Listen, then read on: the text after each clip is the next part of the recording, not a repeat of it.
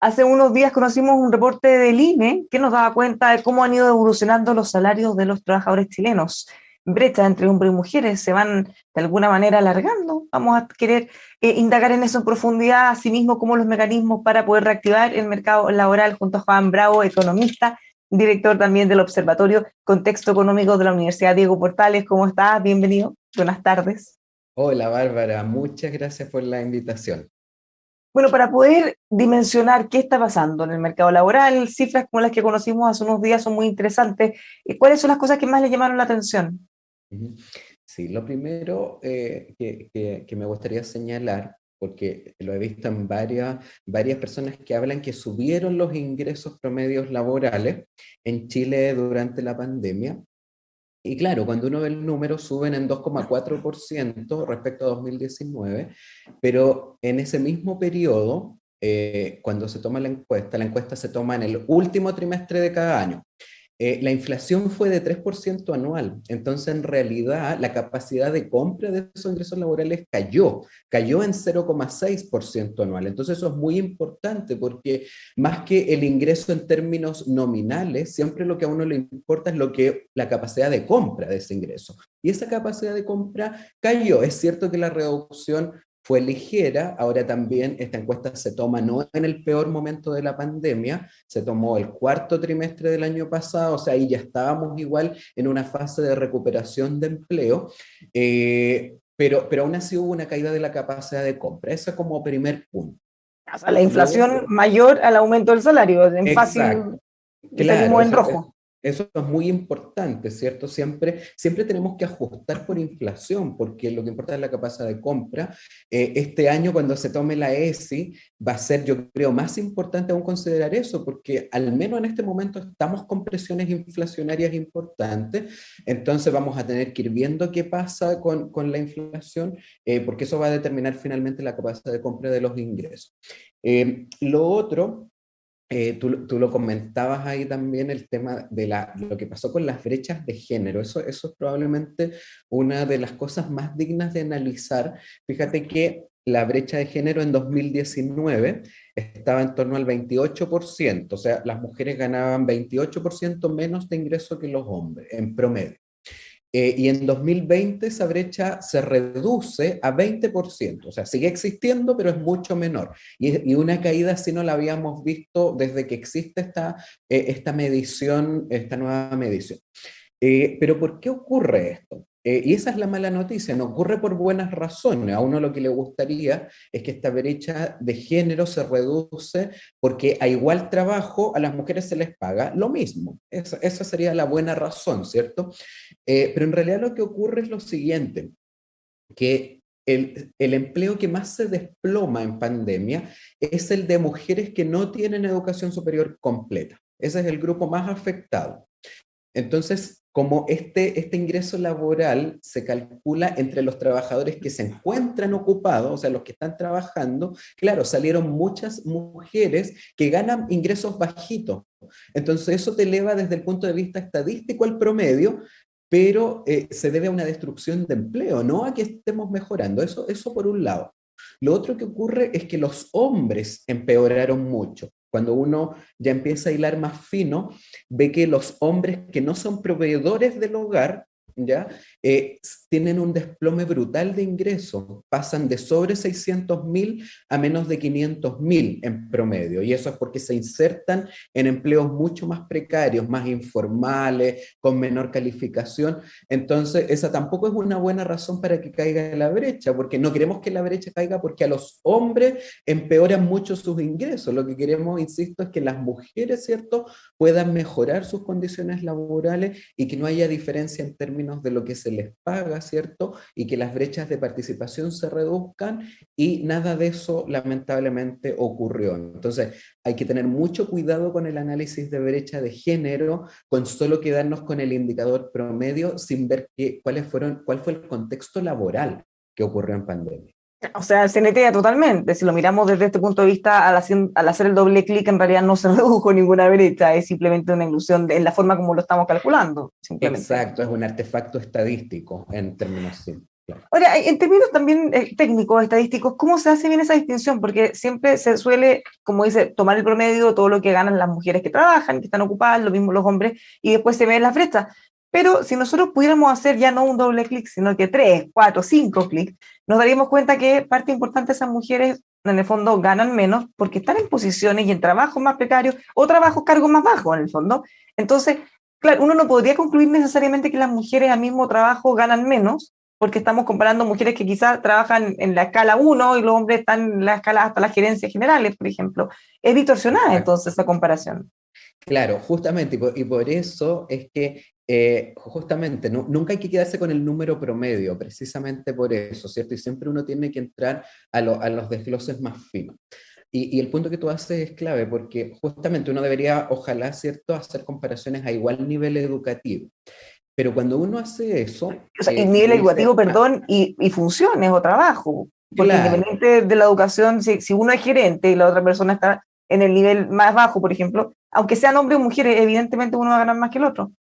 claro, claro, efectivamente. O sea, ahí este tipo de encuestas nos permiten ir, ¿cierto?, haciendo, digamos, ese tipo de controles.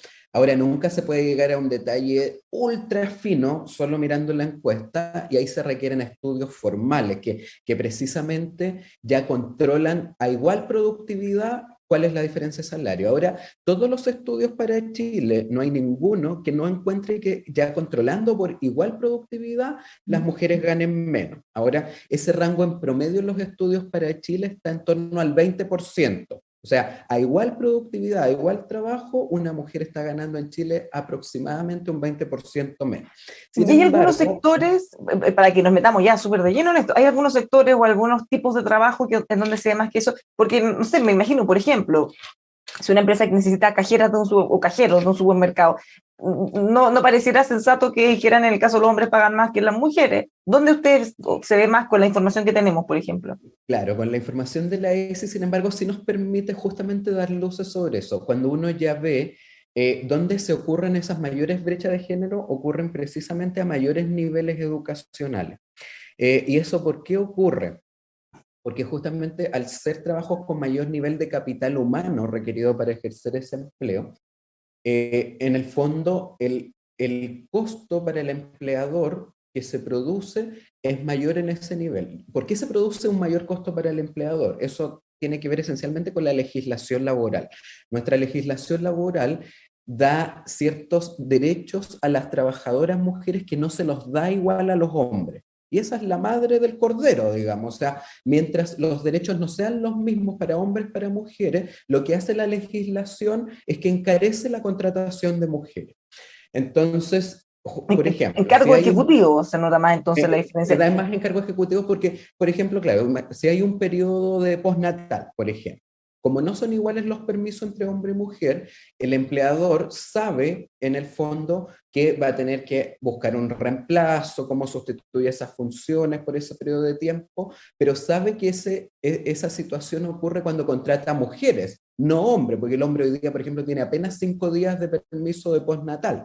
Entonces, claro, a mayor nivel de capital humano se hace más específico también a la empresa, y por lo tanto el costo, por ejemplo, de ese tipo de reemplazos es mayor cuando los trabajos son de más alta calificación y más especializados, y por eso estas brechas son mayores en los niveles educativos mayores.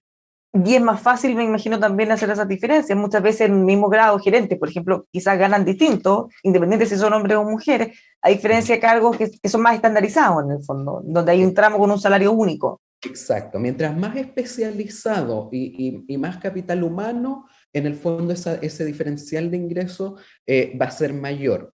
Y esto, de nuevo, insisto, lo que tiene que ver es con una parte con la legislación laboral, ¿cierto? Que no otorga iguales derechos a hombre y mujer, pero también hay un tema cultural de los roles, por supuesto, que entra en juego, que si pasa algo en el hogar, ¿quién se va a hacer cargo? La mujer, probablemente. Si ocurre cualquier situación de emergencia, se sabe que en general es la mujer la que es la que termina haciéndose cargo. Entonces, eso significa eso, tener que interrumpir más el trabajo, ¿cierto? Porque en el fondo tiene que estar pendiente de ambas responsabilidades, de su trabajo remunerado y del no remunerado. Entonces, ahí también juega muy fuerte el rol cultural. Pero obviamente, si lo pensamos desde el punto de vista de la política pública, tenemos que avanzar con lo que podemos avanzar más rápido, que es con la legislación, que se reforme la ley de esa cuna, ¿cierto? Que A la evite cuna esto. universal, claro, Exacto, que no porque sea hoy una día carga específica al contratar solo a la mujer, sino que a todos. exacto, exacto. Eso encarece contratar mujeres, ¿cierto? Y de nuevo, que igualemos derechos, permisos de postnatal, fueros por nacimiento de hijo, licencias por enfermedades del hijo menor de un año. Sí, mientras no se iguale, en el fondo vamos a seguir con esta brecha y justamente eso es lo que no ha cambiado en Chile, ¿cierto? O sea, por eso cuando decimos esta brecha de género que se redujo en 2020, sabemos que es transitorio y que una vez que pase la pandemia eso va a volver, porque no ha cambiado nada estructural, no hemos tenido absolutamente ningún avance en los elementos estructurales que permitirían reducir la brecha de género. Y así todo, la ley no es suficiente. Si miramos el postnatal masculino, si bien existe una posibilidad de transferir parte de él al padre, en la práctica casi no se usa. No sé cómo será la cifra actualizada, yo me he quedado en un 0,2%, quizás aumentó un poco, pero es muy, muy menor. Claro, no llega, nunca ha llegado al 1% siquiera. O sea, en la práctica eso significa que casi nadie lo utiliza. Probablemente son situaciones realmente muy, muy excepcionales. Entonces al final sabemos que con la configuración actual los hombres sencillamente no están ejerciendo ese derecho y por eso es que aquí tenemos que avanzar sencillamente eso es caro, es cierto que tiene un costo fiscal alto y quizás no se puede avanzar de un solo paso a los mismos 6 meses, por ejemplo, pero sí hay que empezar ya a avanzar en eso, eh, ir transitando hacia allá, porque si no, nunca vamos a poder reducir esas brechas de género. Y lo otro, sí, a pesar de que tiene un costo fiscal, aquí sí hay que considerar todos los beneficios que también tiene. O sea, esto está cuantificado, ¿cierto? Que la inserción laboral femenina más alta también impulsa el crecimiento económico. Entonces, en el fondo, también esto en parte se va pagando ese mayor costo justamente con estos mejores resultados en la empleabilidad femenina. Una inversión, no un gasto, en el fondo. Exactamente. Ahora, justamente cuando miramos el impacto de la pandemia, tampoco es ninguna novedad. Aquí los impactos más fuertes en términos laborales se los han llevado las mujeres. Ujú. ¿Cómo abordarlo? ¿Qué cosas hacer distintas? Porque se han implementado algunos programas, subsidio, por ejemplo, en la contratación, en el caso de las mujeres son más altos, pero en la medida o que no se puede retomar la actividad o que los colegios no abren la totalidad, los jardines infantiles, finalmente, por mucho que quieran, no tengan la buena voluntad, no pueden salir muchas mujeres a buscar trabajo, incluso que lo encuentren. No pueden, no tienen que les cuidar a los niños. ¿Cómo se aborda con medidas distintas que sí sean eficientes y que se puedan hacer cargo de eso?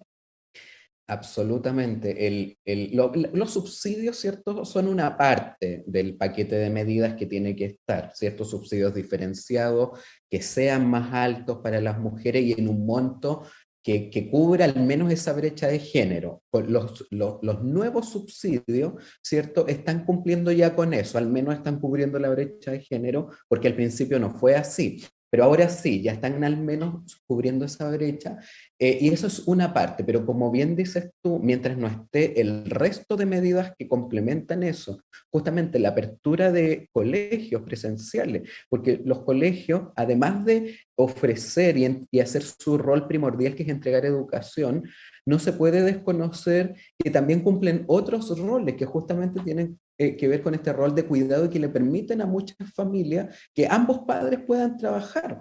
Entonces, mientras efectivamente no ocurra esa apertura en 100%, la verdad es que eso va a costar mucho de hacer. Así que ahí hay una parte interesante. Ayer salieron unos resultados de la comisión, ¿cierto?, que le entregó medidas al gobierno sobre esto. Y ahí se está tratando de impulsar justamente el tema de los cuidados, entendiendo que justamente sin este factor, la verdad es que va a ser muy difícil Entonces eso efectivamente es un factor esencial. Ahora, lo que es muy importante es que el efecto en las mujeres ha sido diferenciado según cuál es su rol en el hogar. ¿Sí? Las mujeres que son proveedoras principales del hogar, la verdad es que ellas ya recuperaron su nivel de empleo prepandemia. Y no solo lo recuperaron, sino que han crecido en 11% el empleo respecto al nivel prepandemia. Donde está la debacle laboral femenina es en las mujeres que no son proveedoras principales del hogar. Y eso es justamente porque como al no tener el rol de proveedoras, y es el hombre el que es el proveedor, entonces ellas justamente se están quedando en sus casas porque alguien tiene que hacerse cargo de las personas dependientes, de los niños o de otras personas dependientes del hogar, mientras no existe esta reapertura. Entonces, porque a veces está como en el imaginario colectivo que el grupo más afectado han sido las jefas de hogar, y la verdad es que el problema principal de empleo hoy en Chile está en el otro segmento, las mujeres que no son las proveedoras principales del hogar. Entonces, esa parte del diagnóstico también es importante para hacer políticas públicas que apunten a dónde está realmente el mayor problema. Bueno, justamente no tienen opción. O sea, ellos saben, o salen a trabajar o se las arreglan sea como sea porque tienen que conseguir los recursos para poder sacar adelante la familia. Claro, y ahí Allá, claro, en el caso de las mujeres jefas de hogar, las proveedoras principales, ahí probablemente, porque ahora tenemos que ir transitando también hacia ayudas más focalizadas, ya no tan universales, pero entonces sí se justifica, por ejemplo, para mujeres proveedoras de hogar, que donde solo hay hogares donde hay solo niños muy pequeñitos, porque ahí sí hemos detectado que hay un problema de empleo en ese segmento específico.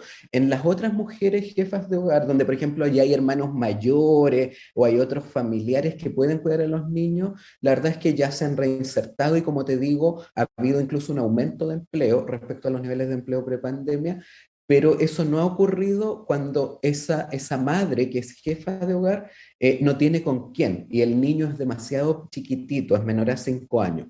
Entonces ahí sí tenemos que poner foco en ese segmento.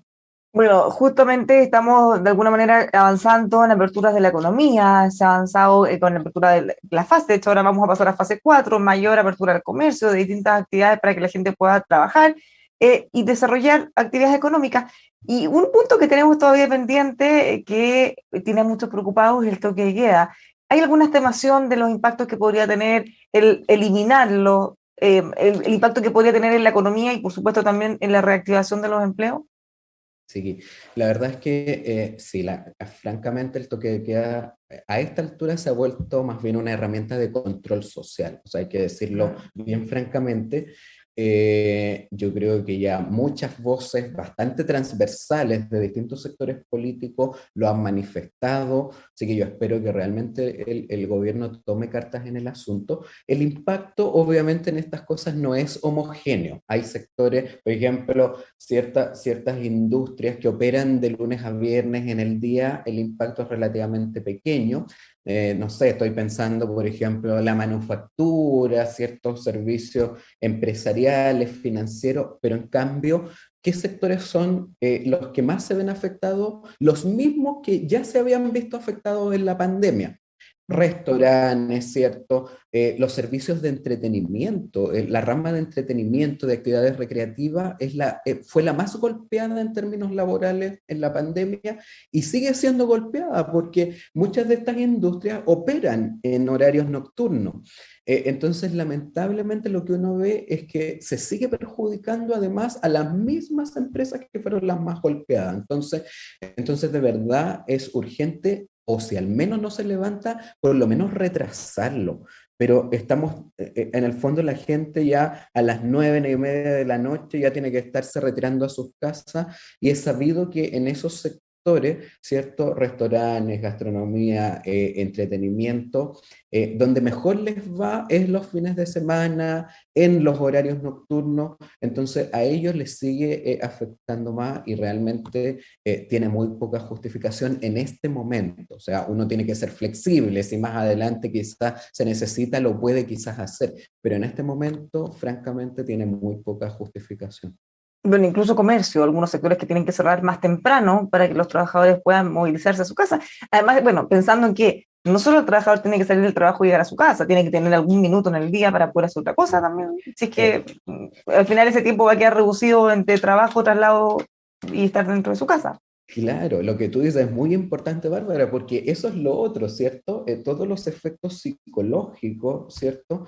Al final también terminan perjudicando, aparte de la salud mental, que obviamente es esencial, eso mismo deteriora la productividad de las personas. O sea, si ya llega un momento en que las personas están realmente desde el punto de vista mental agotadas, hastiadas, también van a ser menos productivas, incluso las que están trabajando, ¿cierto? Y que tienen empleo. Entonces hay un impacto directo, pero también hay un impacto indirecto por todos estos efectos que causa en la salud mental. Una última cosa por cuestión de tiempo que ya se nos terminó. ¿Tiene esperanza? ¿Espera que finalmente el cuarto retiro del 10% no prospere? ¿Ya se ha puesto en duda si tienen los votos o no? Se necesitan harto. Sí, la verdad es que yo creo que desde el punto de vista técnico ya hay bastante consenso de todos los efectos perniciosos que tiene eso, más allá ya de las pensiones, que es cierto que va a deteriorar todo lo que tiene que ver con pensiones. Ahora han surgido efectos adicionales, las presiones inflacionarias, posibles efectos negativos en los mercados financieros. El presidente del Banco Central creo que lo advirtió, fue bastante tajante en todas las consecuencias, así que esperemos que eso no prospere, sobre todo además porque medidas como el IFE universal van a continuar por varios meses todavía. Entonces, realmente, si la justificación era la falta de recursos para enfrentar la pandemia, hoy día ya esas condiciones no están, porque estamos en fase 4 en muchos lugares, ¿cierto? O sea, ya no hay en casi ninguna zona del país. Entiendo bien, de hecho, nadie tiene cuarentena, por ejemplo. O sea, por lo menos todos están de fase 2 para arriba, ¿cierto?